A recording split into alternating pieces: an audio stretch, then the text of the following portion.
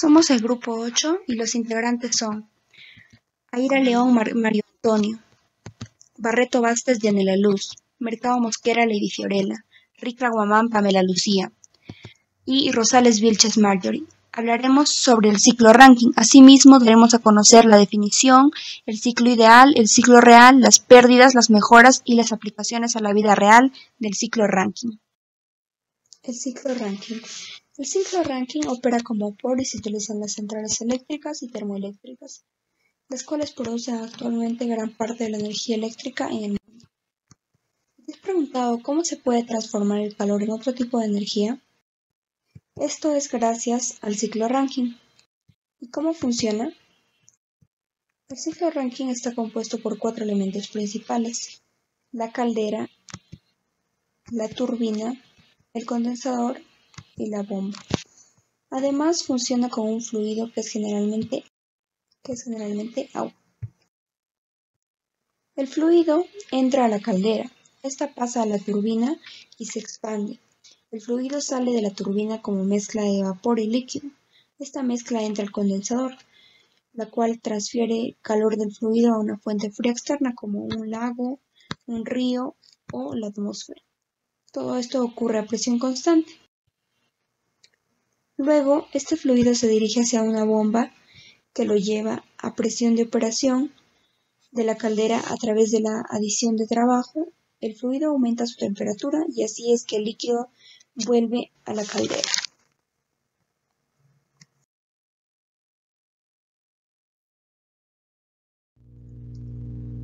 Ciclo ranking ideal. Nace a partir de que es posible eliminar muchos de los aspectos imprácticos asociados con el ciclo de Carnot, si el vapor es sobrecalentado en la caldera y condensado por completo en el condensador, como se muestra de manera esquemática en un diagrama temperatura-entropía. Los 4 componentes asociados con el ciclo ranking vienen a ser la bomba, la caldera, la turbina y el condensador, que son dispositivos de flujo estacionario. Por lo tanto, los 4 procesos que conforman el ciclo ranking pueden ser analizados como procesos de flujo estacionario. Por lo general, los cambios en la energía cinética y potencial del vapor son pequeños en relación con términos de trabajo y transferencia de calor, de manera que son insignificantes. Para hallar la ecuación de energía de flujo estacionario, partiremos de la primera ley aplicada para sistema abierto, que sería variación de entalpía en forma de potencia es igual a potencia calorífica menos potencia de trabajo, que multiplicándola por el flujo másico sería flujo másico por variación de entalpía específica es igual a flujo másico por calor específico menos trabajo específico. Despejando nos quedaría la ecuación de energía de flujo estacionario igual a calor que entra menos el calor que sale más trabajo que entra menos el trabajo que sale es igual a entalpía específica que sale menos entalpía específica que entra. El proceso de 1 a 2, compresión isentrópica en una bomba. El agua entra a la bomba en el estado 1 como líquido saturado y se condensa isentrópicamente hasta la presión de operación de la caldera. La temperatura del agua aumenta un poco durante este proceso de compresión isentrópica debido a una ligera disminución en el volumen específico del agua. En un diagrama de temperatura y entropía podemos ver que la distancia vertical entre los estados 1 y 2 se exagera de manera considerable para una mayor claridad. La bomba es isentrópica, así que su calor es igual a 0, un proceso adiabático. Y vemos que hay un trabajo en la bomba que entra al sistema, que vendría a ser igual entalpía 2 menos entalpía 1. O también volumen por presión 2 menos presión 1. Cabe resaltar que es un trabajo consumido, así que el valor que nos salga en estas fórmulas lo convertiremos a negativo. El proceso de 2 a 3. Adición de calor a presión constante en una caldera. El agua entra a la caldera como líquido comprimido en el estado 2 y sale como vapor sobrecalentado en el estado 3. La caldera es básicamente un gran intercambiador de calor donde el calor que se origina en los gases de combustión reactores nucleares u otras fuentes, se transfiere al agua esencialmente a presión constante. Como podemos ver en el diagrama de temperatura y entropía, hay un calor que entra, que se vendría a hallar entalpía 3 menos entalpía 2, además de que la caldera no incluye ningún trabajo, así que su trabajo es igual a 0. Proceso de 3 a 4. Expansión isentrópica en una turbina. El vapor sobrecalentado en el estado 3 entra a la turbina donde se expande isentrópicamente y produce trabajo al hacer girar el eje conectado a un generador eléctrico. La presión y la temperatura del vapor disminuyen durante este proceso hasta los valores en el estado 4, donde el vapor entra al condensador. En este estado el vapor es por lo general un vapor húmedo con una alta calidad, en un estado de mezcla. La turbina es isentrópica, así que su calor es igual a 0, una línea adiabática. Como al hacer girar el eje conectado es un trabajo positivo, que se vendría a hallar entalpía 3 menos entalpía 4. Proceso de 4 a 1. Rechazo de calor a presión constante en un condensador. El vapor se condensa a presión constante en el condensador, el cual básicamente es un gran intercambiador de calor, rechazando el calor hacia un medio de enfriamiento, como un lago, un río o la atmósfera. El vapor sale del condensador como líquido saturado y entra a la bomba, completándose así el ciclo. El condensador no incluye ningún trabajo, así que su trabajo es igual a 0. Y el calor que sale es igual a entalpía 4 menos entalpía 1. Pero cabe mencionar que como es un calor que sale es negativo, así que ese resultado que nos sale lo convertiríamos a negativo. El área bajo la curva del proceso 2 a 3 representa el calor transferido hacia el agua en la caldera. Asimismo, el área bajo la curva del proceso 4 a 1 representa el calor rechazado en el condensador. La diferencia entre estos dos, es decir, el área encerrada por el ciclo, es el trabajo neto producido durante este. Así que este trabajo de flujo está definido por la variación de presión por volumen, que es igual a presión 2 por volumen 2 menos presión 1 por volumen 1. En este caso, en el primero donde se puede identificar que existe un trabajo de flujo es la bomba, que va del proceso de 1 a 2, donde el volumen es constante. Por lo cual, reemplazando, ya que este volumen es constante, si lo agrupamos, podríamos extraer el volumen afuera por presión 2 menos presión 1. Eso sería el trabajo de flujo. Ahora, el trabajo total en este proceso de 1 a 2 va a ser 0. 0 porque, como ya se mencionó, es un proceso isocórico. Entonces, el trabajo de flujo es menos volumen por la presión 2 menos presión 1. Reemplazando esto va a ser volumen por presión 1 menos presión 2. A continuación, la presión es constante en el proceso de 2 a 3. Por lo cual, si nos vamos aquí, esto lo extraeríamos afuera y va a ser igual a presión por volumen 2 menos volumen 1. Entonces, el trabajo que se genera de 2 a 3, que es isobárico, es presión por la variación del volumen, menos el trabajo de flujo. Como son los mismos términos, la diferencia nos da igual a 0. Ahora, la eficiencia térmica del ciclo Rankine viene dado por la eficiencia de potencia, que es lo mismo, que va a ser igual al trabajo neto entre el calor de entrada, lo cual puede equivaler, y es lo mismo, a la masa por el trabajo neto específico entre la masa por el calor de entrada específico. Entonces, eso reemplazando nos da que también es equivalente a 1 menos el calor de salida entre el calor de entrada.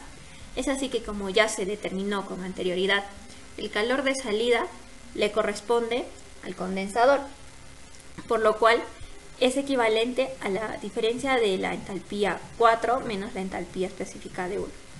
Y el calor de entrada es el que se produce en la caldera, que es la diferencia de entalpías. Operando esto es equivalente o es lo mismo a entalpía 3 menos entalpía 2 menos la entalpía 4 menos la entalpía 1 sobre el calor de entrada, que es el equivalente a entalpía 3 menos entalpía 2. Para poder entender qué son las irreversibilidades, es importante conocer que dentro de la bomba y la turbina el proceso que se da es adiabático, lo cual quiere decir que las isentropías son iguales. pero llevándolo a un contexto real y normal, la bomba requiere de una entrada de trabajo mayor y la turbina produce una salida de trabajo pequeña a lo ideal. Así que para poder comprender cómo esto afecta a la eficiencia del ciclo Rankine, es importante recordar cómo se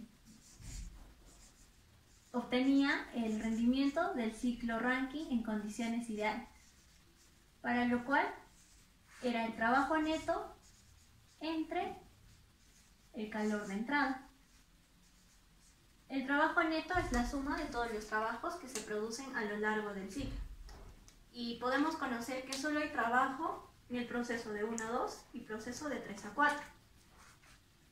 Esto lo podemos dar en función de entalpías. En el proceso de 1 a 2, su trabajo es igual a la entalpía 1 menos la entalpía 2.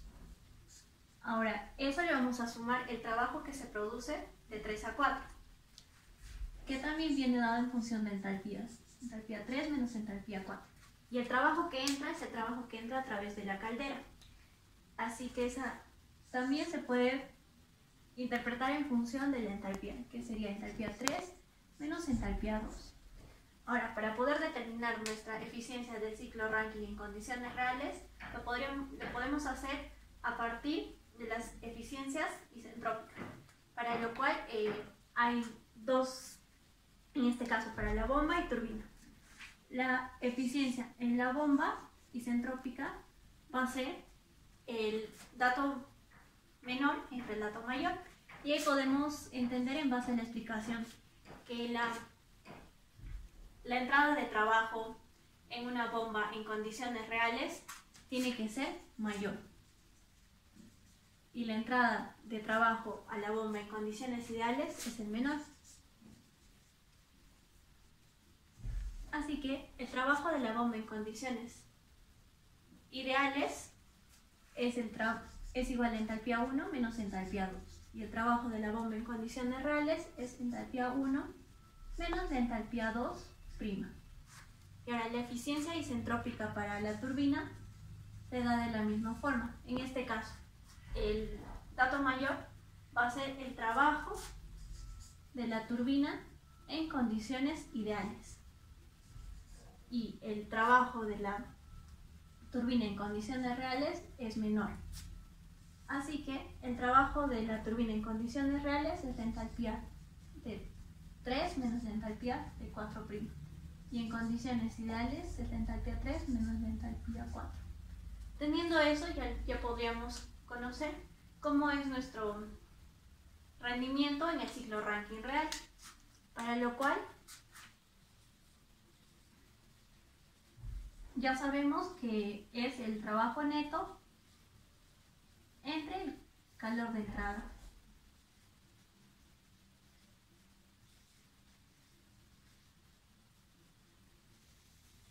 y el trabajo neto es la suma de los trabajos. En este caso tenemos un trabajo de 1 a 2 en condiciones reales que viene dado por la diferencia de entalpías, y el trabajo que se presenta de 3 a 4 también es una diferencia de entalpías, y el calor de entrada que se da en el proceso de 3 y 2.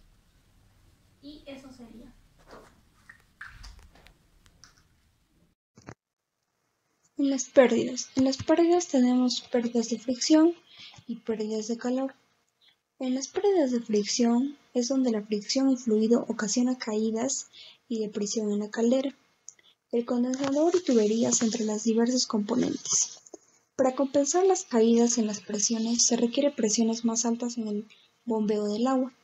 En las pérdidas de calor es debido a la pérdida del vapor por los alrededores cuando éste circula por varios componentes. Como se observa en el gráfico, la idea para mejorar un ciclo Rankine es aumentar el salto entálpico entre 1 y 2, es decir, el trabajo entregado en la turbina. A continuación se presentan las mejoras que se realizan de forma habitual en centrales térmicas.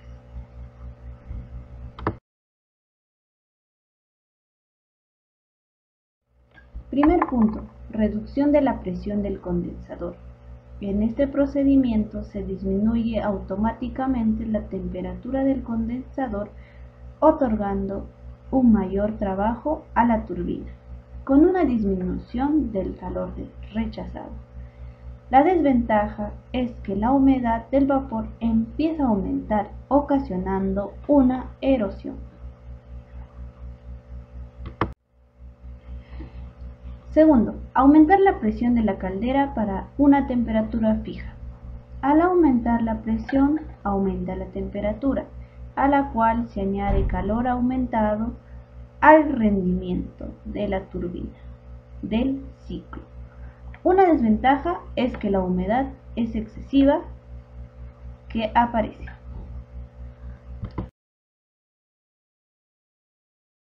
Tercer punto. Sobrecalentar la temperatura de entrada a la turbina. Se procede a recalentar el vapor a altas temperaturas para obtener un mayor trabajo de la turbina. La ventaja es que la humedad disminuye. Cuarto punto. El recalentamiento intermedios del vapor escalonando su expansión. Aquí la turbina tiene varias etapas, llevando a condiciones de sobrecalentamiento mediante recalentadores. Aquí, la expansión da lugar a los cuerpos de baja, media y alta presión de la turbina.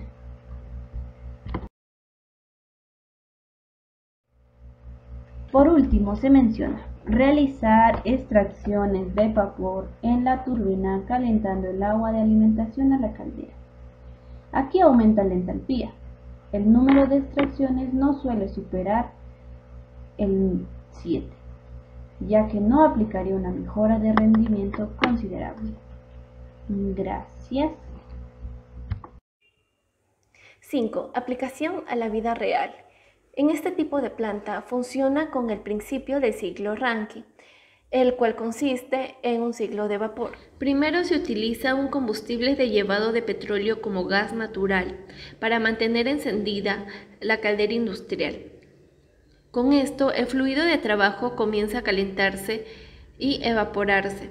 Para este ciclo se usa generalmente agua como fluido de trabajo, pero bien puede usar otro fluido con distintas propiedades. Una vez que el vapor de agua haya alcanzado a temperaturas de hasta 500 centígrados, es enviado a la turbina a través de toberas. Ahí el vapor se expande perdiendo presión y calor para hacer girar la turbina, que está conectada a su vez a un generador eléctrico, y así producir electricidad. El vapor a su vez es enviado en un condensador, donde se condensa.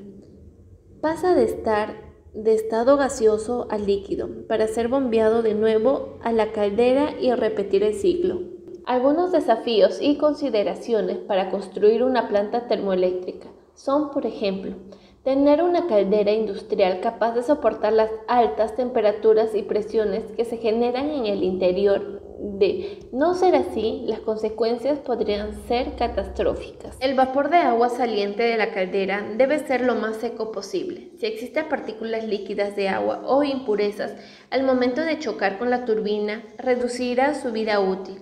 Un condensador no es más que un intercambiador de calor, y un refrigerador hace exactamente eso. Al introducir un alimento, este absorbe parte de su calor. Para eso debe haber un refrigerante que permita dar transferencia de energía en forma de calor de conducción. O sea, el gas debe estar frío para absorber el calor de los alimentos. El condensador en una planta de energía no utiliza un refrigerante, sino agua, y debe enfriarse constantemente en torres de enfriamiento. El principio básico es de rociar el agua caliente desde arriba de la torre para que las gotas de agua se enfríen. El agua fría es enviada al condensador. El caliente es enviada a la atmósfera.